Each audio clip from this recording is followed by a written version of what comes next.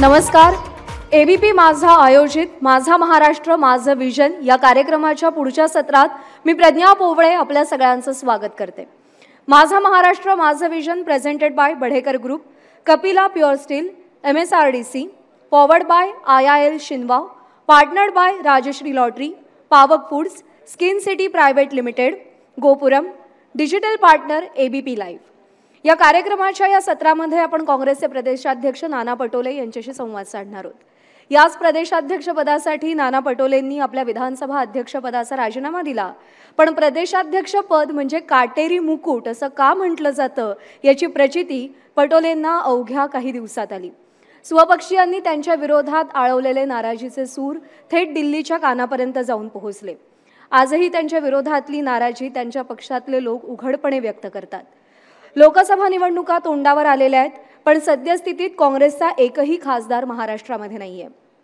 आणि अशा परिस्थितीमध्ये मिलिंद देवरा, बाबा सिद्दीकी, अशोक चव्हाण, बसवराज पाटील या शिलेदारांनी आव्हानात्मक काळात काँग्रेसला रामराम केलाय, सोडचिठ्ठी दिली आहे. पक्षाला लागलेली ही गळती रोखून पक्षांतर्गत नाराजीच्या लाटा अंगावर घेत नाना पटोलेंना काँग्रेसच्या उमेदवारांच्या हातामध्ये विजयाचा झेंडा द्यायचा आहे. स्कोअरबोर्डवर असलेलं शून्य पुसायचं आहे. अशा तिहेरी आव्हानाला पटोले सामोरे कसे जाणार आणि महाराष्ट्र काँग्रेसला एकसंध ठेवून महाराष्ट्राच्या तळागाळातल्या जनतेशी काँग्रेसची नाळ पुन्हा एकदा कशी जोडणार यासह अनेक प्रश्नांचा उलगडा आपल्याला या सत्राच्या माध्यमातून करायचा आहे. त्याआधी एक एबी पाहूया. नाना पटोले महाराष्ट्र प्रदेश काँग्रेसचे अध्यक्ष, सलग 3 वेळा आमदार, विरोधी पक्षनेते, लोकसभेचे खासदार, विधानसभेचे अध्यक्ष असा तगडा अनुभव असणारे महाराष्ट्राच्या राजकारणातले आक्रमक नेते. 2019 मध्ये भाजपला रामराम करत त्यांनी काँग्रेसचा हात पकडला, विधानसभा लढवली आणि आमदार झाले. विधानसभेचे अध्यक्षही बनले. इथवर सगळंच उत्तम होतं.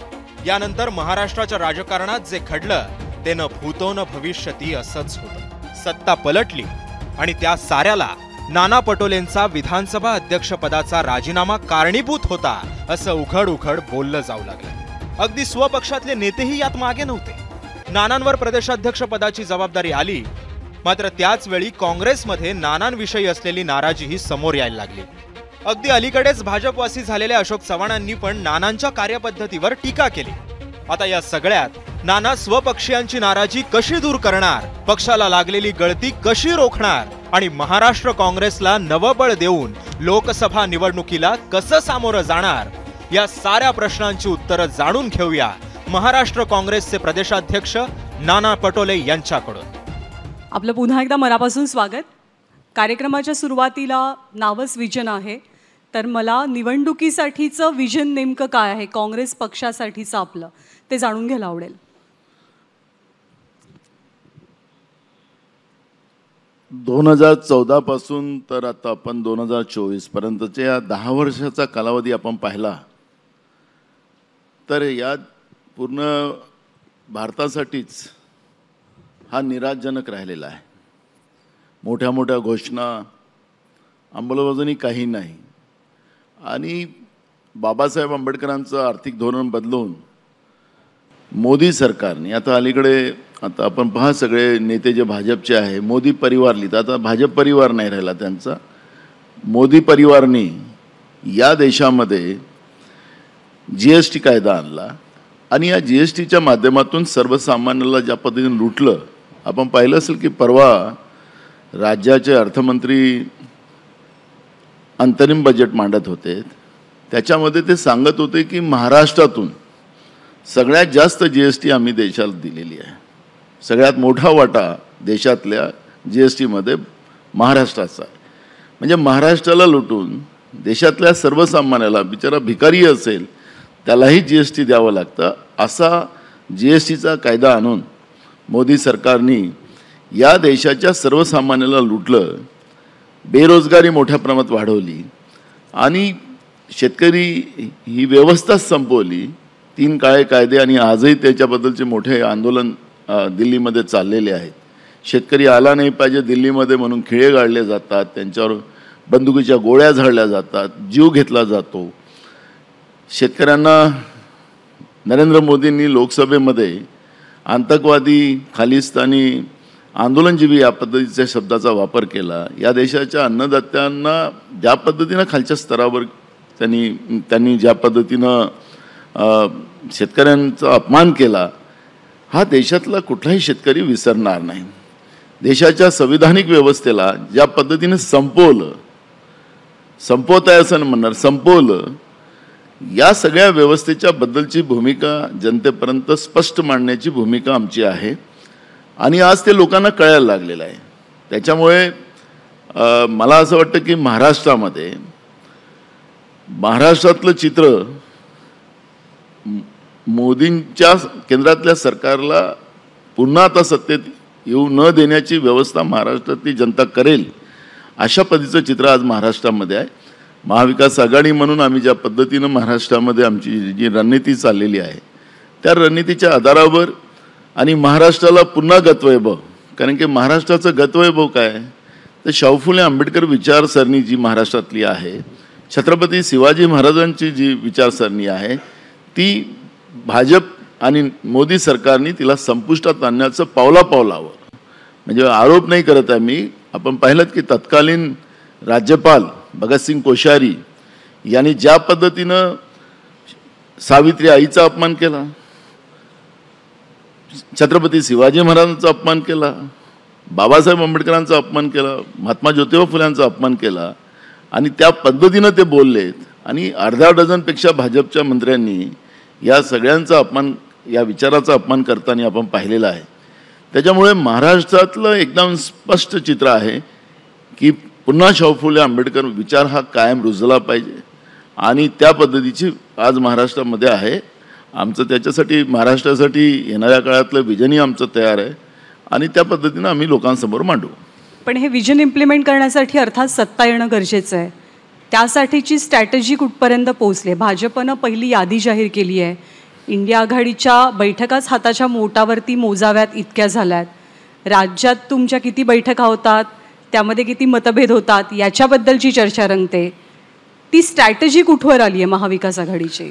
आपण पाहिलं असेल की मोदी सरकारने, आता भाजप सरकार म्हणायचंच नाही, भाजपची यादी नाही म्हणायचं, तिला मोदी सरकार, मोदी म्हणजे हे टायटल तुम्ही का दिलंय? म्हणजे नाही, आम्ही नाही दिलंय. तुम्ही आज म्हणजे देवेंद्र फडणवीसांचंही तुम्ही त्यांच्या याच्यावर हॅशटॅग असेल की त्यांचं फेसबुक असेल, ट्विटर असेल, त्याच्यावरच त्यांनी लिहिलेलं आहे मोदी परिवार.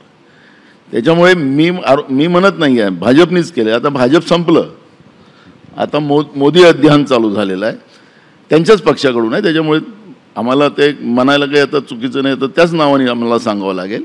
एक, भाजप शब्द वापरायचा गरज नाही, आता त्यांनी सुरुवात केलेली आहे. मूळ प्रश्न असा आहे की सत्ता येईल जाईल हा चालत राहणारा विषय आहे, पण यावेळेस महाराष्ट्रामध्ये जे चित्र आहे ते एकदम स्पष्ट आहे. ही जी भ्रष्टाचारी व्यवस्था आज सत्तेमध्ये बसलेली आहे आणि भ्रष्टाचार तर असा आहे की चहूबाजूने चाललेला आहे, लुटायला चाललेला आहे. म्हणजे आता आपण पाहिलं की परवा विधानसभेमध्येच शिंदे गटाच्या मंत्र्यांचं आणि आमदारांचं भांडण झालं. आता विधानसभेच्या अध्यक्षांनी असं काहीच झालं नाही असं सांगतात आहेत. म्हणजे आता झालं, जे आमदारांनी मंत्र्यांची कालर पकडली की काय केलं, त्या तुमच्या चॅनलवर येऊन सांगितलं की आम्हाला निधी देत नाही, कमिशन खातात हे लोक, अशा पद्धतीचं तो आमदार सांगतो आहे. म्हणजे सांगायचं तात्पर्य असं आहे की भाजपचे आमदार असोत, भाजपचे मंत्री असोत, शिंदे गटाचे असोत, आता अजितदादा तर बसलेच आहे तिजोरीवर. आपण पाहिलं साखर कारखानदाराला कशी लूट करून दिलेली आहे, सगळे किती हजार कोटी रुपये त्यांना दिले साखर कारखानदार. आम्ही सांगितलं ना, तुम्ही सगळ्या योजना डीबीटीनं देतात, तर साखर कारखान्याच्या माध्यमातून शेतकऱ्यांना डीबीटीनं द्या ना पैसे, कारखानदाराच्या खात्यात कशाला टाकता? पण सरकार त्याचं उत्तर द्यायला तयार नाही. आणि शेतकऱ्यांच्या नावाने योजना द्यायच्या, शेतकऱ्यांच्या नावाने बजेट प्रोविजन करायचं आणि सरळ कारखानदाराच्या घरात घशात टाकायचं. तर याच्यामुळे महाराष्ट्रामध्ये आपण चित्र पाहतो की मोठ्या प्रमाणात शेतकऱ्यांच्या आत्महत्या चाललेल्या आहेत. रोज 8 शेतकऱ्यांच्या आत्महत्या होतात. शेतकऱ्यांच्या शेतीमध्ये विद्युत पंपाचं कनेक्शन नाही, त्याला पूर्ण वेळ लाईट मिळत नाही. हेच सांगत होते ऊर्जा मंत्री आता देवेंद्र फडणवीस की मी 12 तास लाईन देणार. कुठे गेलं 12 तास? 8 तासही लाईन देत नाही. शेतकऱ्यांची पिकं मारली जातात आहेत. मोठा उद्रेक या सरकारच्या विरोधात महाराष्ट्रात पाहायला मिळत आहे. त्यामुळे सत्ता परिवर्तन हे निश्चितपणे ठरलेलं आहे. महाराष्ट्रामध्ये मेजॉरिटीमध्ये खासदारही आमचे निवडून येतील आणि मोठ्या याच्यामध्ये विधानसभेतील निकाल या महाविकास आघाडीच्या बाजूने पाहायला मिळणार. त्यांचा आकडा 45+ आहे. तुमचं टार्गेट काय, तुमचा आकडा काय आहे? मला ह्या घोषणाबाजांपासून आम्हाला वाचायचं आहे. आम्हाला त्या घोषणेमध्ये जायचं पण नाही आहे. आता गॅरंटी शब्दाचा अपमान व्हायला लागला. मधल्या काळामध्ये आदर्शाचा अपमान व्हायला लागला होता. आता आदर्शही तिकडेच गेलं. आता हा गॅरंटीचाही अपमान व्हायला लागला. आणि गॅरंटी कुठली असली पाहिजे यांनीच सांगितलं होतं की राजस्थानमध्ये स्वतः नरेंद्र मोदीजींनी सांगितलं होतं छत्तीसगड आणि राजस्थानमध्ये विधानसभेच्या निवडणुकीत आम्ही 450 रुपयाला गॅस सिलेंडर देऊ. निवडणुका संपल्यानंतर त्यांनी सांगितलं नाही आपल्याला देता येणार नाही. राहुल गांधीजींनी आश्वासन दिलेत, कर्नाटकमध्ये दिलेत, तेलंगणामध्ये दिलेत. आता तिथं 500 रुपयाला गॅस मिळत आहे. आखरी ते राज्य करतात आहे ती गॅरंटी म्हणू, पण यांची गॅरंटी काहीच नाही ना. यांची खोटी गॅरंटी आहे, फेकू गॅरंटी आहे. फेकू शब्द आज अलीकडे प्रचलित झालेला आहे. त्यामुळे फेकू गॅरंटीला कोण मान्य करणार? आणि म्हणून आकडा किती असेल हा याच्यावर चर्चा नाही. आम्ही 48 जागा आम्ही जिंकू. थोडंसं काँग्रेस पक्षाकडे येते. काँग्रेसच्या नाराजीबद्दलच्या चर्चा सध्या हेडलाईनमध्ये असतात. काय इतकी नाराजी आहे काँग्रेसमध्ये? कुठं नाराजी आहे? बघा, तुम्हाला 2 गोष्टी आहे. राजकारणामध्ये 2 प्रकारचे लोक असतात. एक पक्षासाठी काम करणारे असतात, आम्हाला काही मिळो की नको मिळो विचार जिवंत असला पाहिजे त्याच्यासाठी असतात. काही लोकांना तिकीट मिळालं नाही त्याची नाराजी असते. काही लोकांना व्यावसायिक राजकारणी असतात. आता हे व्यावसायिक राजकारणाचं कुठंच पोट भरत नाही. आता आपण पाहिलं साखर कारखान्यामध्ये पैसे कोणाकोणाला मिळाले त्याची यादीमध्ये नाव कोणाकोणाचे आहेत आखरी ते ओळखू येतात ना. त्याच्यामुळे त्या फार काही चिंता करायची गरज नाही. जनता काँग्रेसच्या सोबत आहे आणि त्याच्यामुळे त्याचे निकाल आपल्याला पाहायला मिळतील आहे.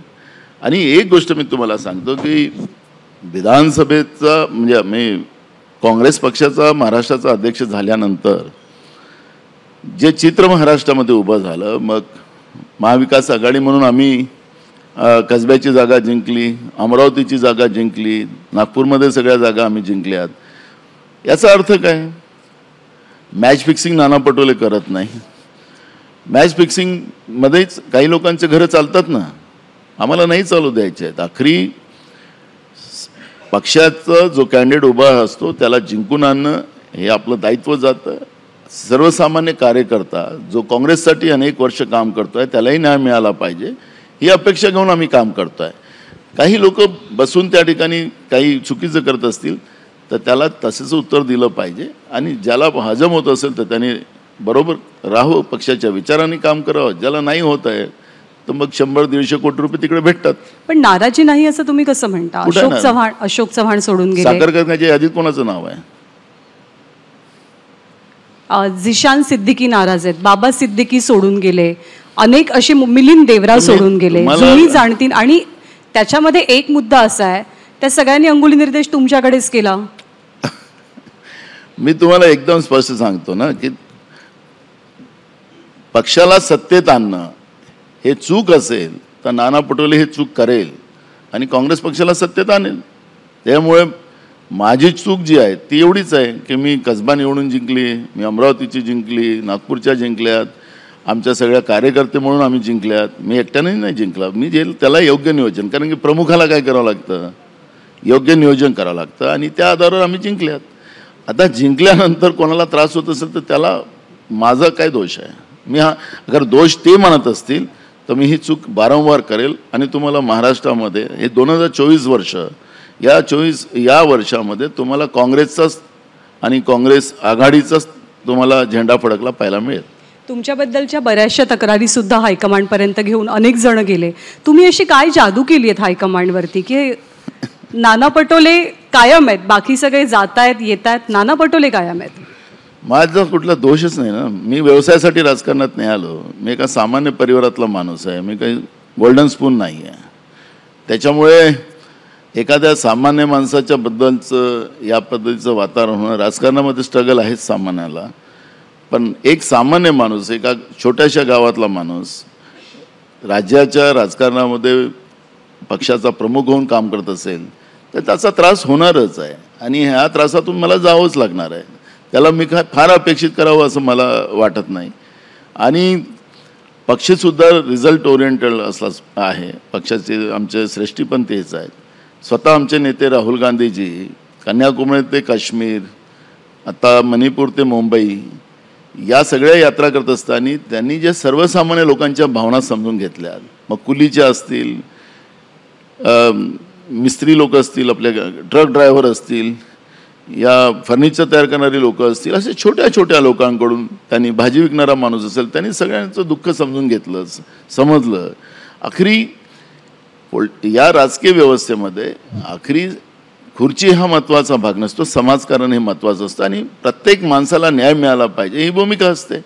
मी एका सामान्य परिवारातला आहे, एका शेतकरी परिवारातला आहे आणि हे सगळं काम करत असताना त्रास होणारच आहे आणि त्या त्रासातून मी जाणारच. काही दिवसात निवडणुका जाहीर होतील. जागा वाटप महाविकास आघाडीचं राज्यासाठीचं कुठवर आलंय? कधी तुम्ही जागा जाहीर करणार आहात? फॉर्म्युला तुमचा काय असणार आहे? कधी ठरणार आहे? आमचं ठरलेलं आहे 6 तारखेला प्रकाश आंबेडकरजी, शरद पवारजी, उद्धव ठाकरेजी आणि आमच्याकडून बाळासाहेब थोरात अशी एक मीटिंग आहे. त्याच दिवशी सगळ्या या गोष्टीचा फायनलाइज होईल आणि फार काही अडचण होणार असं आम्हाला वाटत नाही. वंचितचा स्टेटस नेमका काय आहे महाविकास आघाडीमधला? वंचित सोबत आहे? आम्ही आता 6 तारखेला ते होईल, त्याच्यामुळे 6 तारखेला जो काही निर्णय व्हायचा तो होईल. त्यांची नाराजी पण तुमच्यावरतीच आहे वंचितवाल्यांची की काँग्रेस रेडी नाही, शिवसेनेकडनं ओके मिळालाय, राष्ट्रवादीचा काही प्रॉब्लेम नाही, अडलंय काँग्रेस सोबतच, म्हणजे पुन्हा तुम्ही केंद्रस्थानी. मला एक बघा, अडचण तेच होणार ना. सामान्य परिवारातल्या माणसाला हीच अडचण आहे. या महाराष्ट्रामध्ये सामान्यच कुटुंबातली लोकांची संख्या जास्त आहे आणि सामान्य कुटुंबातला माणूस मुख्यमंत्री पण बनतो. कुठं? आपल्या राज्यामध्ये. अच्छा, मुख्यमंत्री कुठून आलेत? आत्ताचे जे मुख्यमंत्री आहेत हो ना, तेही सामान्य, सर्वसामान्य कार्यकर्ता. ते मग तुम्ही म्हणता सामान्य माणसावरती त्याचा इंटरव्ह्यू ऐकतो, खोके खोके काहीतरी सांगत होते ते. तर या गमतीचा भाग जरी थोडासा वेगळा ठेवला आपण, तर 6 तारखेला जागा वाटप घोषित होईल असं समजायचं? बिलकुल ठरलेला फॉर्म्युला आहे. आमच्या मिटिंगा पण झाल्या, आता याच्यानंतर मिटिंग होणार नाही. त्याच्यामुळे जवळपास प्रकाश आंबेडकरजी या परवाच्या मिटिंग 6 तारखेला आले तर त्या दिवशी जवळपास फायनल होत. तुम्हाला काही अडचण नाही वंचितला आता सोबत घेण्यात? आम्हाला काही अडचण नाही. आम्ही सुरुवातीला सांगितलं म्हणूनच तर आम्ही पत्र लिहिलं होतं. पहिली सही माझीच आहे, फक्त माझ्याच नावाने त्यांनी ॲड्रेस केलं होतं. माइंड गेम, माइंड लोचा वगैरे, तुम्ही वाचलंच ते पत्र. दुसरा मुद्दा ह्याच्यामध्ये असा आहे की आता जो प्रश्न मगाशी आदित्य ठाकरेंना विचारला की तुम्ही काय हे कॉम्बिनेशन काही महाराष्ट्रात एकत्र निवडणुकांना कधी सामोरं गेलेलं नव्हतं, तर ती ग्राउंड लेवलची आव्हानं तुम्हाला काय वाटतात? म्हणजे आत्तापर्यंत तर सगळे कार्यकर्ते एकमेकांच्या विरोधात प्रचार करायचे, एकमेकांच्या विरोधात लढायचे, आता एकदम अचानक एकत्र लढणार आहात तुम्ही सगळेजण. नाही, गेलो ना आम्ही. कसब्याला आम्ही सोबत गेलो, अमरावती विभागात आम्ही सोबत गेलो, नागपूर विभागात सोबत गेलो. आमचं सुरू झालं. तुम्ही राज्याचा राज्यव्यापी विचार करून तुम्ही लढणार. 1-2 मतदारसंघ हे कधी कधी अपवाद ठरतात. हा पूर्ण राज्याचा विचार आहे या लोकसभेच्या निवडणुका. मग आमचं सगळ्यांचा एक दृष्टिकोन आहे की संविधानिक व्यवस्था आणि लोकशाही दोन्ही धोक्यात आलेली आहे आणि आम्हाला या देशाची, आणि एक बघा की स्पष्ट आहे, काँग्रेसच्या कार्यकर्त्यांनी एक मानसिकता एकदम क्लिअर केलेली आहे. त्याच्यामध्ये आमची भूमिका अशी आहे की काँग्रेसच्या बलिदानाने, काँग्रेसच्या अनेक महात्म्यांनी इंग्रजाच्या विरोधात लढून या देशाला स्वातंत्र्य मिळालेलं आहे आणि एक बाबासाहेब आंबेडकरांच्या घटना समितीमध्ये त्यांना जे काही मुख्य भूमिका मिळाली, त्यांच्या आधारावर जे संविधान आम्हाला मिळालं, ते संविधान आज जगामध्ये सगळ्यात श्रेष्ठ आहे आणि आज आमचा देशच पारतंत्र्यात जातो काय ही भीती पुन्हा निर्माण झालेली आहे. संविधान धोक्यात आलेलं आहे आणि अशा परिस्थितीमध्ये आम्हा लोकांना की अमुकाला जागा गेली तमुकाला गेली हा भाग नाही आहे. आमच्या काँग्रेसच्या कार्यकर्त्यांनी मानसिकता पूर्ण केलेली आहे की पहिली गोष्ट ही संविधानाच्या हक्काची, अधिकाराची लढाई, लोकशाहीच्या अधिकाराची लढाई ही आमच्या काँग्रेसच्या कार्यकर्त्यांनी मानसिकता केलेली आहे. त्याचा कुठलाही परिणाम आमच्या काँग्रेसच्या कुठल्या कार्यकर्त्यावर होणार नाही. ह्याच्यामध्ये आणखी एक गोष्ट आहे की काँग्रेसच्याच बाबतीत दरवेळेला इतक्या कॉन्फिडेंटली चर्चा कशा होतात, हा माणूस फुटणार आहे, हा पक्षच फुटणार आहे. राहुल गांधींची भारत जोडो न्याययात्रा जेव्हा महाराष्ट्रात येणार तेव्हा काँग्रेसला सगळ्यात मोठा धक्का बसणार आहे. हा कॉन्फिडन्स चर्चेचा कुठल्या बेसिसवर येतो आणि तो काँग्रेसच्याच बाबतीत का येतो? आमची चर्चा झाली आणि दुसरेच फुटलेत, त्याचं काय? आणि तुम्हाला सांगतो, आचारसंहिता लागू द्या, जे दुसऱ्याचे घरं फोडायला निघालीत ना, त्यांचं घर कसं फुटणार आहे आचारसंहितेच्या नंतर तुम्हाला कळेल. त्याच्यामुळे कोण फुटतोय कोण जातोय याची काळजी करू नका. पहिली गोष्ट, जे दुसऱ्याचं घर फोडायला निघाले त्यांचं घर कसं फुटणार आहे ते आचारसंहितेच्या नंतर तुम्हाला पहिला मिळणार आहे. तिघांपैकी नेमका कुणाबद्दल तुम्ही सुचवता? म्हणजे 3 पक्ष एकत्र आहेत ना? जे दुसऱ्याचं घर फोडायला निघाले सत्तेच्या आधारावर, भाजपकडे रोख आहे तुमचा. आता ते फोडतात ना दुसऱ्याचे घर. भाजप तुम्ही म्हणता ते बरोबर आहे. मुद्दा आहे त्याच घरामध्ये तुम्ही सुद्धा होतात म्हणून तो सोडला. तर आता त्याचं वाईट वाटतं का? म्हणजे आता जर भाजपमध्ये असतात तर ओबीसींचे प्रश्न हे नॅशनल लेवलला नेऊन त्याच्याबद्दल मोठी चर्चा करता आली असती, मोठ्या व्यासपीठावरती ते मांडता आले असते. तर आता सामाजिक परिस्थिती, सामाजिक वातावरण या सगळ्याचा विचार करता असं वाटतं की नसतं सोडलं तर बरं झालं असतं. माझे मित्र देवेंद्र फडणवीस जेव्हा विरोधी पक्ष नेते होते ते म्हणत होते, मी 3 दिवसामध्ये ओबीसीचं आरक्षण मी सत्तेत आलो तर आणून देतो, असं म्हणत होते. महाराष्ट्रामध्ये जे काही आता स्थानिक स्वराज्य संस्थांच्या निवडणुका होत नाही त्या निवडणुका ओबीसीच्या आरक्षणामुळे अडलेल्या आहेत. एक, ओबीसीच्या मुलींचं 6 वर्ष झाले त्यांची शिष्यवृत्तीसुद्धा या सरकारने दिली नाही. आता मला एक सांगा की जे सरकारच सेन्सेस करायला विरोध करतं त्यांच्याकडून काय अपेक्षा केल्या पाहिजेत?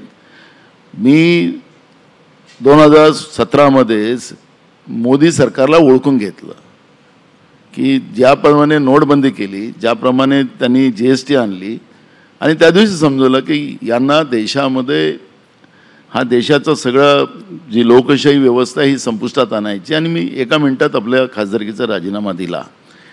आज आपण पाहतोय की पहिले त्यांनी सांगितलं की या देशात 2च जाती आहेत, एक गरीब आणि एक श्रीमंत. आता सांगतात की 4 आहेत. मोदीचे शब्द फार बदलवतात. आता त्यांनी सांगितलं 4 आहेत. एक महिला जात आहे, एक युवक जात आहे, एक आता गरीब शब्द नाही वापरला, एक शेतकरी जात आहे. अशा काहीतरी 3-4 जाती त्यांनी नवीन पद्धतीच्या आणल्यात.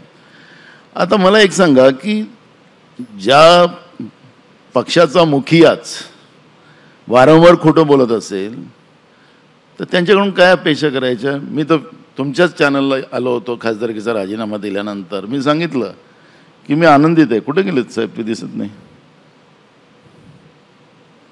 अच्छा, तुम्ही जो इंटरव्ह्यू घेतला होता, मी सांगितलं मी एकदम खुश आहे. मी आपल्या घरी वापस आलो आणि माझ्या घरात आल्यानंतर मी राहुल गांधीजींना सांगितलं की जनगणना काय महत्त्वाची आहे, सेन्सेसमुळे काय फायदे होतील, हा जो वाद आहे जाती जाती धर्माधर्मामध्ये, हा वाद कसा मिटू शकतो, त्यांना मी सगळं समजून सांगितलं. आणि म्हणून राहुल गांधीजी आज सांगतात की आमचं सरकार आलं की सेन्सेस आम्ही करू. आणि मी तुम्हाला सांगतो न्यांदा की सेन्सेस झालं तर कुठल्याही जे आज आपल्याला की माझ्या हिश्श्याचं तो त्या जातीचा खाऊन राहिला, माझ्या हिश्श्याचं तो घेतो आहे, सेन्सेस झालं तर ज्याचा अधिकार त्याला मिळेल. आणि मी तुम्हाला सांगतो की देशामध्ये एकात्मतेचं वातावरण सेन्सेस नसल्यामुळे, म्हणून मी विधानसभा अध्यक्ष असताना मी सुमोटो ठराव आणला होता. आणि त्यासाठी जेव्हा आणला तेव्हा देशपातळीवर चर्चा झाली. अनेक राज्यांनी माझ्यानंतर अनेक विधानसभेने ठराव केला. त्याच्यात बिहार होतं, त्याच्यानंतर दक्षिणेतले अनेक राज्य होते. त्यांचे मला फोन आणलेत की कसं तुम्ही ठराव आणला. मी त्यांना सांगितलं हे असं असं ठराव आणलाच पाहिजे. अगर देशातलं सरकार जेव्हा सेन्सेस करते आहे ती जातीनिहाय सेन्सेस झालं पाहिजे. पण मोदीजी म्हणतात की आम्हाला करायचंच नाही. परवा महिलांची खोटं बोललेत की इकडे महिला बिल आणलं जे सोनिया गांधीजींनी UPAमध्ये आणलं होतं. विधानसभा आणि लोकसभेमध्ये महिलांचं आरक्षण मोदी सरकारने आणलं असं आपण म्हणतो आणि त्यांनी फार गाजावाजा केला. पण त्यांना विचारण्यात आलं लोकसभेमध्ये हे लागू केव्हा होईल, तर ते म्हणाले की 2029 लागू होईल, तेव्हा आम्ही सेन्सेस करू. कुठल्या सेन्सेसच्या आधारावर करणार? अशा पद्धतीचं महागाईत तर महिला, देशातल्या महिला तर त्रासल्याच आहेत. पण एकीकडे विधानसभा आणि लोकसभेचं गाजर दाखवलं, आरक्षण आणलं त्याच्यामध्ये, पण एकीकडे सेन्सेसमुळे थांबवून टाकलं. मग सेन्सेस करायला काय विरोध आहे? का थांबवलं सेन्सेस, त्याचं उत्तर का नाही देत हे लोक. पण राहुल गांधीजींनी ती भूमिका मांडली. राहुल गांधींनी सांगितलं की सेन्सेस आम्ही करू. त्यांनी एक नाही, पूर्ण देशाभरात जिथं जिथं गेले त्यांनी सेन्सेसची भूमिका मांडली. मी तुम्हाला सांगतो, जसं महाराष्ट्रामध्ये कधी धनगर आदिवासी, कधी ओबीसी मराठा, हे जे वाद निर्माण झालेत, हा वादच संपतो. देशपातळीवर हा वाद अनेक राज्यामध्ये विविध जातीमध्ये आहे. हा वादच सेन्सेसमुळे संपतो आणि देश पुन्हा मुख्य प्रवाहात येतो. ही त्या सेन्सेसच्या मागची भूमिका आहे आणि ती भूमिका मी विधानसभा अध्यक्ष म्हणून मी मांडली आणि राहुल गांधीजींनी ती देशभर आमच्या काँग्रेस पक्षाच्या याच्यामध्ये त्या पद्धतीचा ठरावही पारित करून घेतला आणि स्वतः ते प्रचार करतात. लोकसभेच्या इच्छुकांच्या यादीमध्ये तुम्ही आहात? जसं आदित्यनी आता उत्तर दिलं की पक्ष सांगेल त्यांचं उत्तर ते सांगत तुमची युती आहे, तुमची आघाडी आहे म्हणून सेम उत्तर. तर मला तेच सांगतोय की अखेरी पक्ष जी जी जबाबदारी देईल ती पूर्ण करायचं हे माझं दायित्व आहे. मी पक्षाचा कार्यकर्ता, मी महाराष्ट्र प्रदेशचा अध्यक्ष असेल तरी आखरी निर्णय घेईल हायकमांड. पक्षाला वाटलं की तुम्ही लोकसभा लढा तर मी लोकसभा लढेल. पक्षाने म्हटलं की तुम्ही कॅम्पेन करा तर मी कॅम्पेन करेन. मला मागच्या वेळेस 2019मध्ये नागपूरमध्ये माझं कुठंच नाही, मी तर भंडारा गोंदियातून खासदार होतो, तिथूनच आमदार आहो. तर ते मला सांगितलं की तुम्हाला तिथून नागपूरला लढावं. मी 15 दिवसाच्या बिफोर त्या निवडणुकीच्या पुढं गेलं. थोड्याशाने गडकरीजी त्याच्यामध्ये चुकलेत. मला त्याच्यात अजून महिना 2 महिना भेटले असते तर मग काय जे चित्र झालं ते झालं असतं. पण ठीक आहे, पक्षाचे जे काही आदेश देईल त्याप्रमाणे निर्णय घेऊ. नितीश कुमार पुन्हा भाजपमध्ये गेल्याची चर्चा ना देशपातळीवर प्रत्येक राज्याच्या बाबतीत वेगवेगळ्या अर्थानं झाली, लेवलला झाली. तुम्हाला भीती वाटते की असे जुने सहकारी भाजपकडे परत जात आहेत, तर तुमच्या सोबत जी मंडळी आहेत त्यांच्यासोबतही कोणीतरी परतीची वाट, घरवापसीची वाट धरू शकतं? काही नाही, तुम्हाला सांगतो आचारसंहिता लागू द्या. मी तुम्हाला तेच सांगतोय, आचारसंहितेची वाट पाहतात अनेक लोक. म्हणजे तुम्हाला अजून इंडिया अलायन्स किती मजबूत होतं ते तुम्हाला पाहायला मिळणार आहे. पण भाजपसोबत किती राहतील याची गॅरंटी आपल्याला सांगता येत नाही. काही संपर्कात आहेत काही जण? ते सांगत आहे, मी आता काय सांगत, उद्याच त्यांच्यावर ईडीची आणि धाड पडेल. असं एक आहे की जेव्हा जेव्हा ना महाराष्ट्रातल्या राजकीय गोंधळाचा विषय निघतो तेव्हा पण परत बोट तुमच्याकडे दाखवलं जातं तुमच्या त्या अध्यक्षपदाच्या राजीनाम्यामुळे. ती चूक होती अध्यक्षपदाचा राजीनामा? मी पक्षाचा शिपाई आहे. मला पक्षाने जो आदेश देईल त्याचं पालन करणं हे माझं काम आहे. विधानसभेचा अध्यक्ष मला पक्षाच्या आदेशाने मी बनलो. पक्षाच्या आमच्या नेत्या सोनियाजी गांधींनी सांगितलं की तुम्ही विधानसभेचे अध्यक्ष व्हा. मी झालो.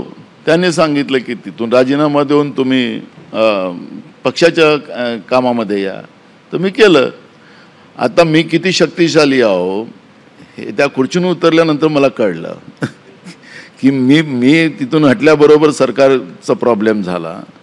पण माझा एक प्रश्न अनुत्तरित आहे अजूनही, तो मी अनेकदा बोललो की 1 वर्ष काँग्रेसचा विधानसभेचा अध्यक्ष का होऊ दिला नाही हे अनुत्तरित आहे. पण असं आता तर घटना झालेली आहे, त्या आता ते विसरून गेलो आम्ही लोक. आम्ही नवीन जोमानं आता महाराष्ट्रातलं असंविधानिक सरकार आम्ही पाडू आणि जनतेच्या मध्ये जाऊन या सरकारचे जे काही पाप आहेत ते मांडायची भूमिका आमची आहे आणि ते आम्ही त्याच्यात यशस्वी होऊ. पण तुम्हाला काय वाटतं की का अध्यक्ष होऊ दिला नसेल? ती खूप क्रुशियल घटना ठरली महाराष्ट्राच्या राजकीय इतिहासातली मधली सुद्धा आणि सत्तांतरामधली सुद्धा. काही चुकाच पुढच्या चुका न होऊ देण्याची संकेत असतात. त्या झाल्या चुका महाविकास आघाडीमध्ये त्यावेळेस. तर ते ज्यांनी चुका केल्या त्यांना कळलं की अध्यक्ष होऊ दिला नाही त्याचे परिणाम काय झालेत. त्यामुळे मी आता त्याच्यामध्ये जायला तयार नाही. दुसरा एक मुद्दा म्हणजे परवा मुख्यमंत्री सभागृहामध्ये बोलत होते आणि तेव्हा बोलता बोलता तुम्ही हळूच बाकावरती बसून म्हटलं की माझ्यामुळे तुम्ही मुख्यमंत्री झालात. मुख्यमंत्री म्हणाले हा ये अंदर की बात आहे, एक हशा पिकला. तुम्हाला सुचवायचं काय होतं? असं आहे की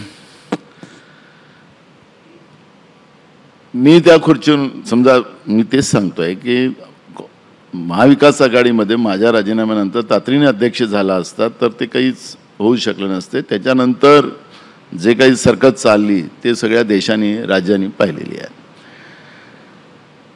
आता मूळ प्रश्न असा आहे की या सगळ्या व्यवस्थेमध्ये आता मुख्यमंत्री त्यांचं भाषण पाहिलं तुम्ही तर ते मी जिथपर्यंत बसलो होतो त्यावेळेस 22दा माझं नाव घेतलं होतं त्यांनी त्यांच्या भाषणात. प्रत्येक ठिकाणी नाना शब्द त्यांचा तुम्ही तेही ऐकलं असेल. तर मी जिथपर्यंत बसलो होतो मग मी म्हटलं माझ्या नावाचाच उल्लेख केला जातो, भाषण कमी केलं जातं यांचं. काय घोषणा फेकायच्या असतील तर फेकतील. आता परवा त्यांनी मी गेल्यानंतर फेकली एक गोष्ट. मी विधानसभेत मागणी केली होती की जुनी पेन्शन ही लागू केली पाहिजे. आता जुनी पेन्शन लागू करायची म्हटलं तर त्यांनी जुनी पेन्शनमध्ये काय केलं की आम्ही लागू करतो आपण ती नाही करत, आम्ही नवीन पद्धतीची योजना आणतो आहे. आता नवीन पद्धतीची योजना आणायची म्हणजे त्याच कर्मचाऱ्याचं कसं नुकसान करायचं पुन्हा त्याचा प्लॅन या सरकारने केलेला आहे. आंध्रच्या सरकारने काहीतरी अशीच एक योजना आणली. आता पुन्हा तिथं भांडणं झाली असती. मी राहिलो असतं तर बिलकुल झालं असतं. पण मी म्हटलं की आता हे काही याचं घोषणा फेकण्याचं काम चालू होईल आणि सध्या आता जागा वाटपाच्या आणि आम्हाला उमेदवारांच्या सगळ्या मीटिंग या सगळ्या असतात. त्यामुळे विधानसभेमध्ये जी काही भूमिका मांडायची तेवढी सरकारच्या समोर मांडायची. आता रश्मी शुक्लाचा प्रश्न आम्ही मांडला. त्यांना म्हटले रश्मी शुक्लाचं बोला ना, तुम्ही म्हणता ना कायदा सुव्यवस्था महाराष्ट्रामध्ये चांगला आहे. तर रश्मी शुक्लानी फोन टॅपिंग केली. माझा केला, एकनाथ खडसेंचा केला, रावसाहेब दानवेंचा केला, पंकजा मुंडेंचा केला, अनेक लोकांचा केला, वेगळ्या नावाने केला. आणि त्याच गुन्हेगार आहेत हे सिद्ध झालं. पुण्याच्या पोलीस स्टेशनमध्ये त्यांच्यावर गुन्हा दाखल झाला. बिटकॉइनच्याही काही जी होती काही त्याच्यामध्ये काहीतरी चोरीचा आरोप त्यांच्यावर आहे. असं काय झालं की बाबा तुम्ही त्यांना 2 वर्षाचं एक्सटेन्शन देता आहात. आखरी क्लीन चिट पण मिळाली ना त्या प्रकारे. कुठलं क्लीन चिट मिळालं आहे? हे सरकार आली, जसं हे सरकार आल्यानंतर ईडीचं सरकार आलं, त्यांनीच नाव दिलं, काय आम्ही नाही दिलं आणि फडणवीसांनीच दिलं. एकनाथचा ई आणि देवेंद्रचा डी दोघंच अनेक दिवस मंत्री राहिलेत, म्हणजे मुख्यमंत्री आणि उपमुख्यमंत्री. आणि पहिल्याच कॅबिनेटमध्ये काय निर्णय केला दोघांनीच की गुजरातवरून जे बुलेट ट्रेन आपल्या इथे येते आहे मुंबई ते सुरत, त्याला पहिल्याच कॅबिनेटमध्ये म्हणजे दुसरा कुठलाही निर्णय घेतला नाही, त्यांचं पहिल्या कॅबिनेटमध्ये बुलेट ट्रेनसाठी निधी उपलब्ध करून दिली 3,500 कोटी रुपयाची. का त्याच्यासाठी सरकार पडलं होतं? किती फायदा होणार आहे देशामध्ये? कुठंच का नाही केल्यात बुलेट ट्रेन? गुजरातमधून महाराष्ट्रातले सगळे उद्योग सुरतेला न्यायचे जो प्लॅन यांचा चाललेला आहे त्याच्यासाठी केलेला आहे. राज्याचे 3,500 कोटी रुपये तुम्ही त्या याला दिलेत आणि 65% वाटा हा महाराष्ट्राने द्यायचा आहे आणि 35% गुजरातने द्यायचा. मूळ प्रश्न असा आहे की हे सरकार ज्या पद्धतीनं आल्यानंतर जी काही महाराष्ट्राची लूट सुरू केलेली आहे ती महत्त्वाची आहे आणि त्याच्यावर आपल्याला गांभीर्यानेच विचार करावा लागेल. ते म्हणतात की जेव्हा हे येतात, परवा अजित पवार म्हणले की मुंबई वेगळी केली जाणार, हे झालं. अरे महाराष्ट्रामध्ये कायदा व्यवस्था वेगळा तुमच्याजवळ बरोबर नाही. महाराष्ट्रातले उद्योग तुम्ही गुजरातला नेताय. मुंबईतले सगळे ऑफिस आहेत, आता टाटांचं पण ऑफिस आता गुजरातमध्ये घेऊन चाललेलं आहे, अशा पद्धतीचं मोहीम चालू झालेली आहे. तर मग सांगायचं तात्पर्य असं की राज्यात काय वाचणार, मुंबईत काय वाचणार? मुंबई सगळं खोका करून ठेवायचा. त्याच्यामुळे या सगळ्या व्यवस्थेच्या बद्दलची चर्चा व्हायलाच पाहिजे आणि ते लोकांमध्ये जनभावना आहेत आणि महाराष्ट्र वाचवण्यासाठी महाराष्ट्रातली जनता आता पुढे येणार अशा पद्धतीचं चित्र तुम्हाला पाहायला मिळेल. त्या प्रश्नातला मूळ प्रश्न असा होता की तुम्हाला सुचवायचं काय होतं? माझ्यामुळे तुम्ही मुख्यमंत्री झालात असं म्हणून तुम्हाला एकनाथ शिंदेनं सुचवायचं काय होतं, सांगायचं काय होतं नेमकं?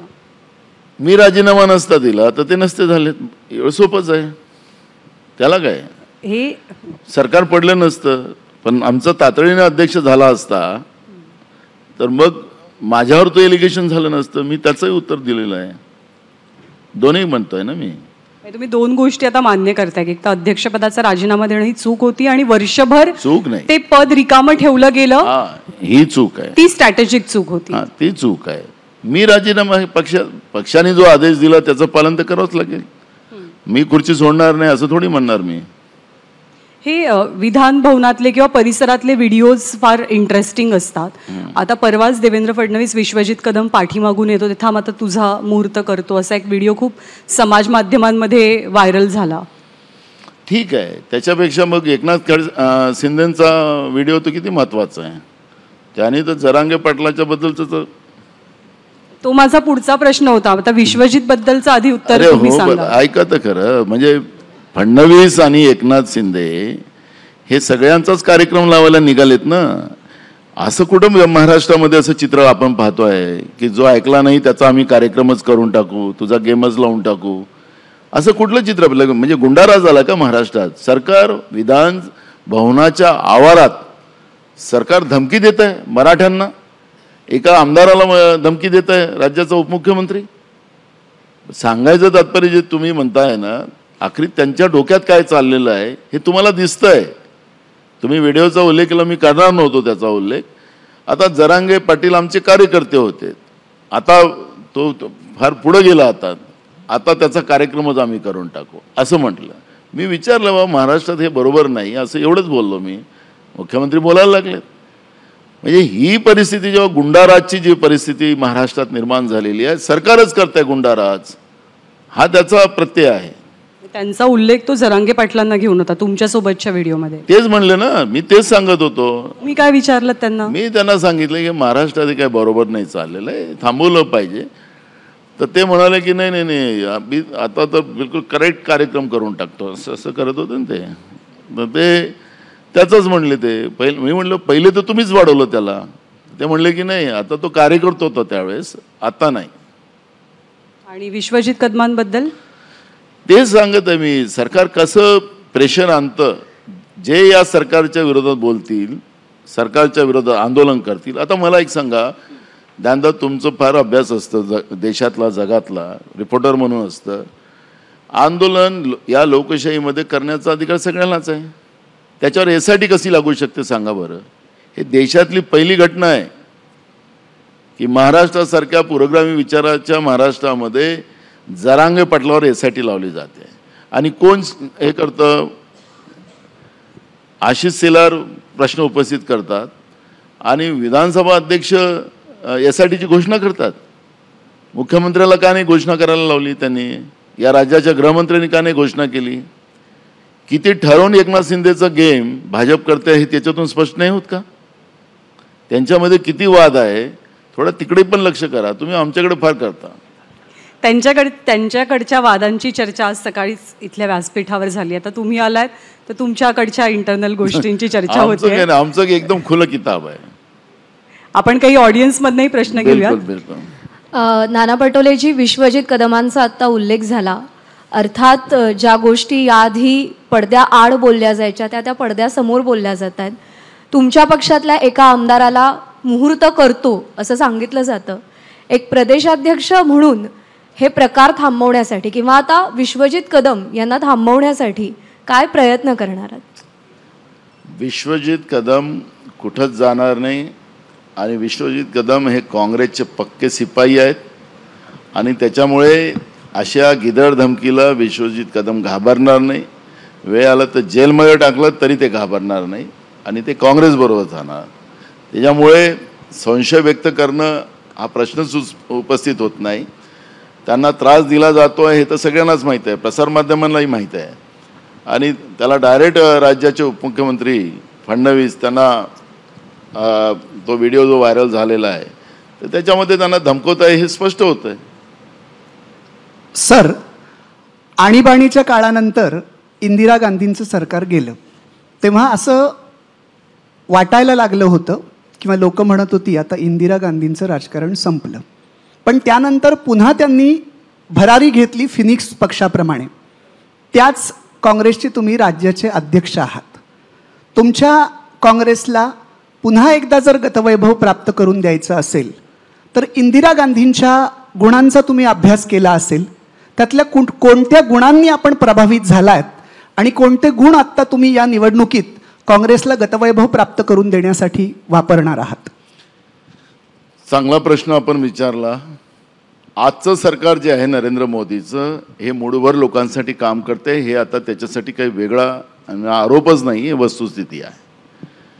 आमचं सरकार हे गरिबांसाठी आणि सर्वसामान्यांसाठी चालेल ही भूमिका त्यावेळेस इंदिराजीने मांडली आणि आजही तीच भूमिका. म्हणजे इतिहास पुन्हा पुन्हा तेच इतिहासामध्ये रिपीट होतं. आता तेच आहे. त्यांचे नातू राहुल गांधीजी जेव्हा सर्वसामान्यांमध्ये जातात आहेत आणि ज्या पद्धतीचं जे वातावरण आज आपल्याला पाहायला मिळते आहे, म्हणजे आपण पाहिलं असेल की आसाममध्ये राहुल गांधींची यात्रेची या मोदी सरकारला, आता भाजप नाही शब्दच वापरू नका तुम्ही, पण त्या मोदी सरकारने ज्या पद्धतीनं जे पाप केलं, लोकशाहीची हत्या केली, ज्याप्रमाणे त्यांच्यावर गोटमार करवली, लाठीचार्ज करवला, त्यांना त्रास दिला, हे काही बरोबर नाही ना. आखरी राहुल गांधींचा त्रास काय यांना, आणि राहुल गांधीजींना हे घाबरतात आहे.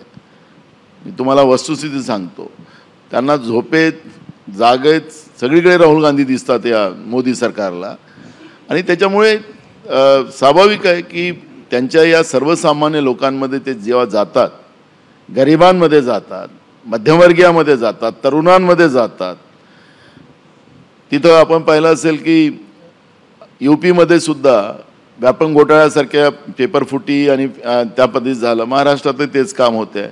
तरुण गेलेत, त्यांच्याजवळ सांगितलं की ये पेपर में कॉपी हुई, ये पेपर में इस तरह हुआ, मैच फिक्सिंग हुआ, पैसा दिया उन लोगों को ही पास करवाया गया.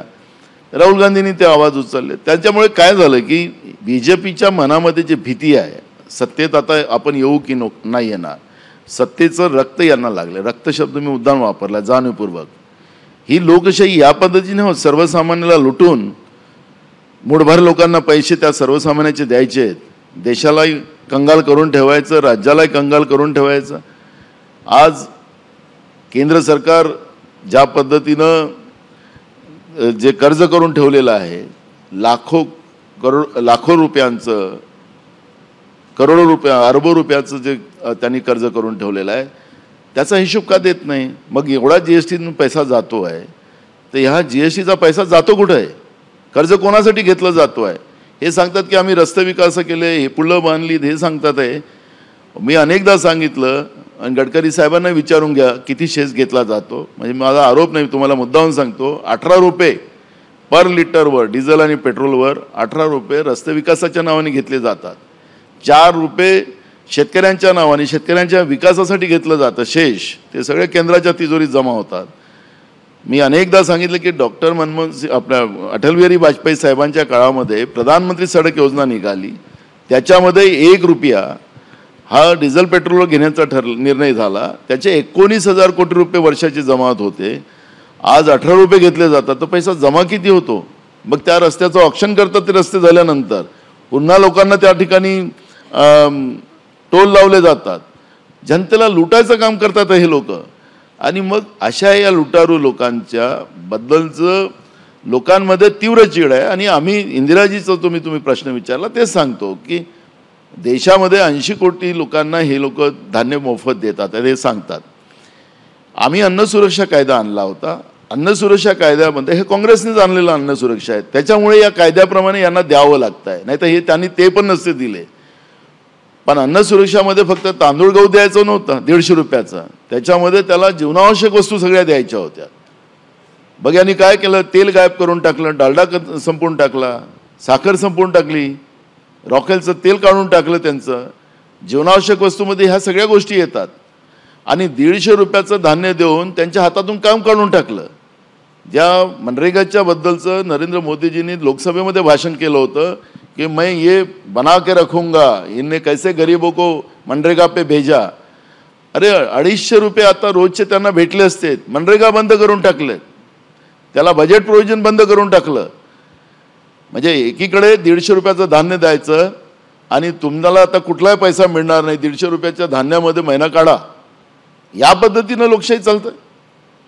आणि म्हणून तुम्हाला सांगतो की गरिबाच्या पोटाची आग जी आहे, हीच आग आम्ही घेऊन जाऊ पुढं. आणि त्यांचं पोट, त्यांनाही न्याय देण्याची भूमिका आमची राहील, मध्यमवर्गाला न्याय देण्याची राहील, जी इंदिरा गांधींची भूमिका, ती भूमिका घेऊन आम्ही चालू. नानाभाऊ, 2019ला महाविकास आघाडीचं सरकार हे काँग्रेसनं जर का होकार दिला नसता तर बनलं नसतं, हे सगळ्यांना माहिती आहे. 44 जागा तुमच्या होत्या, फक्त राष्ट्रवादी आणि शिवसेना मिळून काहीही करू शकत नव्हतं. तो खूप मोठा निर्णय होता तुमच्यासाठी, शिवसेनेला सोबत घेणं किंवा त्यांच्या अंडर सरकार बनणं. तो फ्लेक्झिबिलिटी तुम्ही दाखवलीत. इंडिया आघाडी स्थापन होण्यामध्ये इंडिया अलायन्स जे आहे त्याच्यामध्ये पण काँग्रेस खूप झुकतं माप घेतंय, हे सगळं देश बघतोय. अशा वेळेस जात राजकारण आपण बाजूला ठेवून चालत नाही गणित त्याचं. तर अशा वेळेस दोन महत्त्वाच्या ज्या शक्ती आहेत, दलित मतं आणि मुस्लिम मतं, असं चित्र दिसतंय समहाऊ. आपल्याकडं पण नॅशनल पातळीवर आहे कदाचित. इकडं बाळासाहेब आंबेडकर तुमच्या खूप मागं लागले, काँग्रेसच्या पर्टिक्युलरली त्यांचा महाराष्ट्रातल्या काँग्रेसच्या नेत्यांवर खूप रोख आहे की तुम्ही समहाऊ त्यांना जवळच करत नव्हता. असं का? आज असदुद्दीन ओवेसी पण आले होते MIMच्या इथं. त्यांनी पण या मंचावरच सांगितलं की इम्तियाज जलील त्यांचे जे प्रदेशाध्यक्ष आहेत ते तुमच्या खूप मागं लागले. 3 वेळा तुम्हाला काय फोन पत्र वगैरे केलं की आम्हाला सोबत घ्या, जर का मोदी विरोधी सगळे लोक पाहिजेत तर आम्हालाही सोबत यायचं आहे. मग ह्या 2 शक्तींना काँग्रेस दूर का सारत होतं? मला एक कळत नाही. आता आम्ही काही कोणाला गळ्याला लावायचं राहिलेलं आता फक्त. आता प्रकाश आंबेडकर साहेबांच्या बद्दलचं तुम्ही ऐकताय बघताय. आम्ही त्यांना पत्र जात नव्हतं, मी पत्र द्यायची व्यवस्था केली.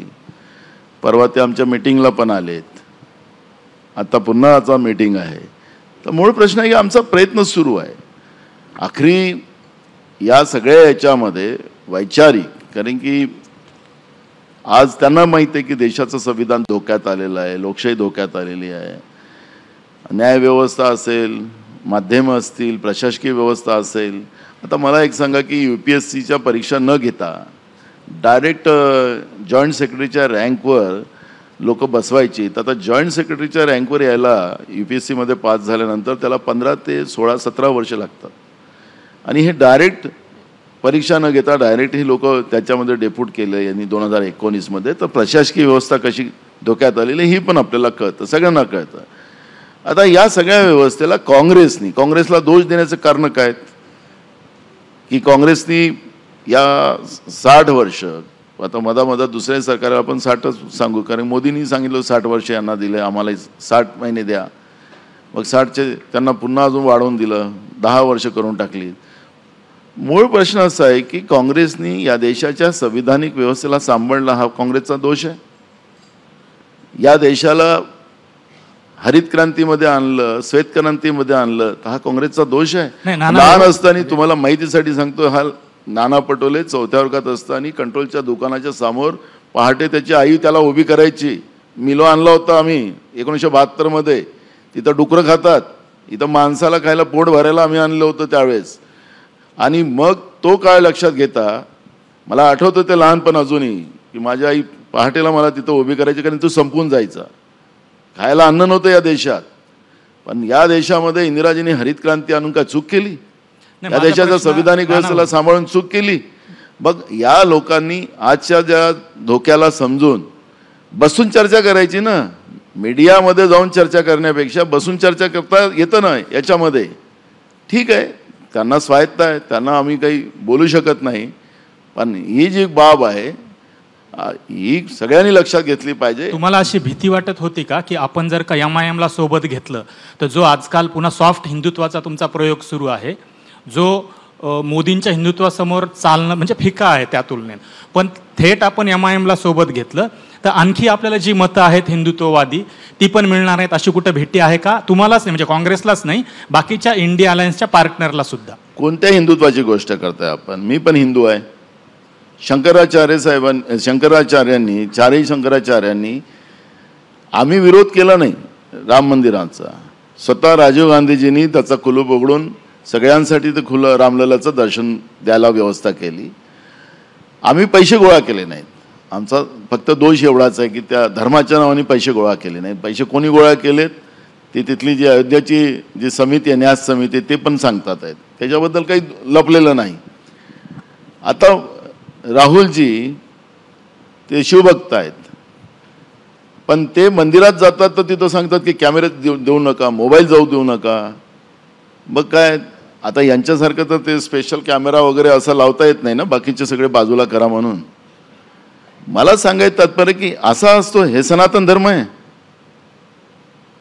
मीच हिंदूचा एकमेव आहो असं सांगण्याचा कोणी प्रयत्न करत असेल तर त्याचं ठीक आहे. शंकराचार्य हे आमच्या हिंदू धर्माचे आणि सनातन धर्माचे प्रमुख आहेत, 4. आणि त्यांनीच त्या गोष्टीचा विरोध केला की अजूनही मंदिर पूर्ण व्हायचं आहे. आणि या पद्धतीने होणार नाही. मी अजून दुसऱ्या याच्यात मी कोणाच्या व्यक्तिगत याच्यात जाणार नाही. आई मरण झाल्यानंतर काय काय डोक्याचं पुंजन गिंजन करावं लागते त्याच्यावर मी जाणार नाही आता. पण एक गोष्ट आहे की आखरी धर्म सांभाळण्याची जबाबदारी सगळ्यांची आहे. मी हिंदू धर्माचा असेल, कोणी बौद्ध धर्माचा असेल, कोणी शीख धर्माचा असेल, कोणी ख्रिश्चन धर्माचा असेल. आणि आमचं संविधान काय सांगतं की कुठल्या धर्माच्याबद्दल टीका करायला नाही सांगत, कोणाचा द्वेष करायला नाही सांगत. पण इथं तर सर्रास द्वेष केला जातो, त्याला हिंदू धर्म नाही म्हणत. आखरी द्वेष हा आमच्या हिंदू धर्मातलं कुठलीही लाईन आमची नाही. भगवान श्रीरामानी सुद्धा कधी द्वेष केला नाही. जेव्हा रावणाला शेवटच्या क्षणी मारायची पाळी आली होती तेव्हाही त्यांना सांगितलं की झालं ते विसरून जा, पण तो नाही, मला मरायचंच आता ठरलं, म्हणून त्या आखरी भगवान श्रीरामाने त्याला शेवटच्या ह्याच्यामध्ये मारलं. आखरी मूळ प्रश्न असा आहे की आपला धर्म जो सांगतो आहे तो धर्म एकदम क्लिअर आहे, कोणाचा द्वेष नाही. त्याला कोणी मी हिंदू धर्माचा कोणाचा द्वेष करून मी हिंदू धर्माचा प्रमुख असं सांगण्याचा कोणी प्रयत्न करत असेल तर तो माझा हिंदू धर्माचा नाही. मी सनातन हिंदू धर्माचं मी पण त्या व्यवस्थेतला आहो आणि त्याला काही कोणाला विरोध करायचा काही कारण नाही. मी स्वतः राम मंदिरसाठी पैसे गोळा केलेला कार्यकर्ता आहे. त्याच्यामुळे तुम्ही आपला कोणाला धर्मावर ठेका करण्याचा राजकारणामध्ये अधिकार नाही. आणि जिथं धर्म राजकारणामध्ये जे आणतात ते धर्माला भ्रष्ट करतात असं म्हणेल तर चुकीचं ठरणार. तोच प्रश्न थोडासा थेट त्यांनी विचारला तसा विचारतो की ओवेसींनी असं सांगितलं, एकीकडे आम्हाला आघाडीत घ्या भाजपाविरुद्ध भांडण्यासाठी अशी आम्ही मागणी करतोय, आम्हाला प्रतिसाद मिळत नाही, आणि दुसरीकडे ज्यांनी बाबरी आम्हीच पाडली असं सांगताय त्या शिवसेनेबरोबर काँग्रेस राष्ट्रवादी बसतात, हे कसं? या संदर्भात तुमचं काय उत्तर असेल? आपल्याला लक्षात असेल की म्हणून तुम्हाला बाबरी आणि राम मंदिरचा मी फरक सांगितला. मला सांगा की राजीव गांधीजींनी त्यावेळेस ताला उघडला आणि नरसिंहरावांनी त्यावेळेस सांगितलं की मंदिर जे आहे या जागेला न बांधता इथून आपण जी 75 एकर जमीन जी दिलेली होती, आखरी राम मंदिर कुठं झालं? ते नरसिंहरावांनी जी जमीन दिलेली आहे त्याच जागेवर राम मंदिर झालं, याच्यावर नाही झालं बाबरी मस्जिदवर. हा वाद कशासाठी? देशामध्ये रक्तरंजित क्रांती घडवायची गरज काय? धर्माच्या नावाने या पद्धतीचा पाप करायचा अधिकार या लोकांना दिला. मग बांधायचं होतं तर तिथं बांधायचं होतं ना मंदिर. मग मंदिर वही बनाएंगे, का नाही बांधलं मग तिथं मंदिर? कोर्टाने तर दिली होती ना परवानगी यांना. त्या लोकांचं राहिलं स्वतः शरद पवारजी, उद्धवजी सोनियाजीकडे गेल्यात आणि तिथं बसून चर्चा झाली. काही रस्त्यावर चर्चा नाही केली या दोघांनी की मीडियाच्या समोर नाही आले. कोणी येऊन इथं असं बोलत असेल की आम्ही पाठवलं आहे, पत्र पाठवलेलं आहे. मी पण प्रदेशाध्यक्ष, मला खूप रोज पत्र येतात. आखरी ह्या सगळ्या गोष्टी ज्या आपल्याला कुठं अलायन्स करायचं असेल तर त्या ठिकाणी आजकाल लग्न पण ते याच्यावर होतं, पोर्टलवरच्या होतं. पण तरी जेव्हा फायनल करायला तर आपण तिथं जातोच ना. नाही ना, मला तो मुद्दा नाही आहे ना. कोणी कुठं बोलायचं काय, त्यांनी आखरी कोणाला करायचं, फक्त काँग्रेसलाच टीका करून त्यांना मोठं व्हायचं असेल तो त्यांचा भाग आहे. पण हे सगळं करत असताना आखरी या सगळ्या मतविभाजनामुळे कोण कोणासाठी काम करते आहे. आम्ही तेलंगणामध्ये त्यांना उत्तर देऊन आलो आणि डायरेक्ट आम्ही सांगितलं की हे बीजेपीचं बी आहे. आम्ही डायरेक्ट म्हटलं तेलंगणामध्ये. आणि आखरी तिथं आपण पाहिलं की लोकांनी बदलाव केला. त्याच्यामुळे बीजेपीचे जे बी आहेत ते आता त्या समाजाच्या लोकांच्या समोर येऊन राहिलेले आहेत. त्याच्यामुळे आम्हाला कोणाबद्दल नाही, आम्ही स्पष्ट आहोत. आम्ही सगळ्यांना न्याय देण्याची भूमिका ही काँग्रेस पक्षाची आहे आणि त्या पद्धतीनं आम्ही पुढे जातो आहे आणि तो रिस्पॉन्स आम्हाला जनतेकडून मिळत आहे. अच्छा, महाराष्ट्रामध्ये एक योगायोग बघायला मिळाला आहे गेल्या काही वर्षात की निवडणुका आल्या की विरोधी पक्षनेते उडी मारतात सत्ताधाऱ्यांच्या गटामध्ये. आता निवडणुका आल्या आहेत, पुन्हा असं होणार नाही. 100% खात्रीशीर असं होणार नाही. निवडणुकांना काही दिवसातच सामोरं जायचंय, आव्हानं मोठी आहेत तुमच्या समोरची. काही बोलायचंय? नाही, मला तुम्ही जो प्रश्न विचारला, पण आमचं जे विजन आहे आज महाराष्ट्रातलं ते महत्त्वाचं आहे की आम्ही सरकारलाही सांगितलं होतं की आरोग्याचा कायदा राज्याने लागू केला पाहिजे. आज हॉस्पिटल जे आहेत आमचे सगळे शासकीय, तिथं माणसं सरळ जातात आणि माणसं आडवे होऊन निघतात आहे. रोज राज्याच्या अनेक दवाखान्यामध्ये, स्वतः मुख्यमंत्र्यांच्या ठाण्यामध्येच आपण पाहिलात की लोकांमध्ये किती उद्रेक झालेला होता. आज राज्यामध्ये सगळीकडेची परिस्थिती आहे. फक्त 1.5% बजेट हा फक्त महाराष्ट्रासारख्या प्रगत राज्यामध्ये आरोग्यावर आम्ही खर्च करतो. का आरोग्य व्यवस्था चांगली करू शकत नाही? आमचं धोरण आहे की महाराष्ट्रामध्ये प्रॉपर आरोग्य धोरण आम्ही आणणार. खाजगी हॉस्पिटल असो की शासकीय हॉस्पिटल असो, इथल्या प्रत्येक लोकांना जगण्याचा अधिकार आहे. त्याला कुठल्याही आजारातून बाहेर काढणं आणि त्याला वाचवणं ही सरकारची जबाबदारी आहे. महाराष्ट्रामध्ये त्या पद्धतीचा कायदा आम्ही आणू.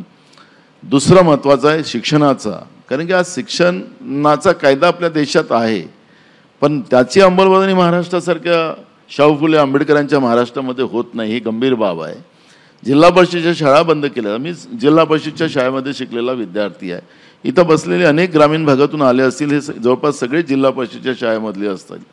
आता गावात शाळा नसतील तर मग शिक्षणच बंद होणार. सरकार म्हणतो की बसने घेऊन जाता, यांच्याजवळ बस नाही. तुम्ही पाहिलं असेल, कालच गडचिरोलीमध्ये घटना झाली. चालती बस पेटली. जुन्या बसेस पडलेल्या आहेत, बसेस नाही यांच्याजवळ, आणि प्रवासीच आता जीव आपला मुठीत घेऊन चालतात आहेत. तर शिक्षणाच्या व्यवस्था संपून टाकल्यात, ग्रामीण भागाच्या दळणवळणाच्या व्यवस्था संपून टाकल्यात. रस्त्याच्या नावाने, विकासाच्या नावाने कसे पैसे खाल्ले जातात आणि रस्त्याची कशी चाळ झालेली आहे. कारण की महाराष्ट्रामध्ये आपण पाहिलं की जसं हे म्हणतात की समृद्धी मार्गाचा गावगाव करतात. मला यांनी आकडा सांगावं, रोज एक त्या ठिकाणी ॲक्सिडेंट होतं. हजारो लोक त्या ठिकाणी मृत्युमुखी पडलेत. अनेक लोक हॉस्पिटलमध्ये ॲडमिट झाले. किती का रस्ते मारायसाठी लोकांचा निर्माण केलात. हजारो कोटीचं कर्ज, 75,000 कोटीचं कर्ज त्या ह्याच्यावर घेतलेलं आहे, समृद्धी मार्गावर. मग हेच सांगत होते की आता जशी निवडणूक आली की हे सांगतील की नदी जोडो प्रस्ताव आम्ही आहे, त्याला लागेल तेवढं कर्ज आम्ही घेऊ. परवाच राज्याच्या वित्तमंत्र्यांनी सांगितलं की आम्हाला कर्ज घ्यायची मुभा अजून आहे. नुसतं कर्ज घ्यायचं, पण मूळ कामासाठी नाही घ्यायचं. हे पैसे खाता येतात त्या कामावर घ्यायचं, पण इरिगेशनच्या व्यवस्था नाही, शेतकऱ्यांच्या शेतामध्ये लाईट नाही, सौर ऊर्जाचं स्वप्न दाखवलं जातं आहे. 2000 यांचं सरकार आल्यानंतर यांनी सौर ऊर्जाचं एक टेंडर काढलं. दिल्लीच्या एका व्यक्तीला टेंडर मिळालं, अजून काम सुरू व्हायला नाही. हे सांगायचं तात्पर्य असं की राज्य अंधारात टाकायचं पाप ही लोक करतात आहे. तरुणांचे तर बेहाल केलेत. फक्त बोगस जाहिरात काढायची आणि पेपरला पुढं जायचं, पेपर फोडायचे आणि सांगतात की TSच्या माध्यमातून भरती करायची, म्हणजे टाटा यांच्याकडून केली जाते. आता टाटाचं मोठं नाव आहे, त्याच्यामध्ये गडबड होणार नाही, पण टाटाजवळ तेवढं इन्फ्रास्ट्रक्चर नाही ना. गाईच्या कोठ्यांमध्ये, गाई बैल जिथं बांधतो त्या कोठ्यांमध्ये परीक्षा घेतल्या जातात, पेपर फोडले जातात आणि पुरावा दिला आणि हे सरकार कारवाई करायला तयार नाही. म्हणजे महाराष्ट्रामध्ये पैसे घेऊन कर्मचाऱ्यांच्या भरत्या केल्या जात असतील आणि ज्या पद्धतीनं हुशार मुलं जे मेहनत करतात, दिवसरात्र मेहनत करतात, आईवडिलांचा पैसा खर्च करतात, त्या हुशार पोरांना संधी द्यायची नाही. लूट माजवली या महाराष्ट्रामध्ये. आणि म्हणून मी तुम्हाला सांगतो की शेतीवर आधारित उद्योग ही आमची संकल्पना राहील. शेतीला बारमाही पाणी कसं देता येईल त्याच्यावरचं प्लॅन आम्ही करू आणि शेती उद्योगामध्ये एक मोठी चळवळ या राज्यामध्ये उभी करण्याचा संकल्प आमचा आहे. आणि तुम्हाला सांगतो की आज आम्ही सरकारच्या, केंद्र सरकारचा जो MSP आहे त्यांची ती बोगस भूमिका जी आहे ती सगळ्यांनाच आता स्पष्ट झालेली आहे. MSPचा कायदा आम्ही करूच नाही अशा पद्धतीचं. म्हणजे आरोग्याच्या क्षेत्रात, शिक्षणाच्या क्षेत्रात, शेतकऱ्यांसाठी, सगळ्यांसाठी विजन तुमच्याकडे आहे. ते पूर्ण करण्यासाठी शुभेच्छा तुम्हाला आणि मनापासून आभार. आज तुम्ही आमच्याशी संवाद साधला त्याबद्दल. ABP माझा, उघडा डोळे बघा नीट.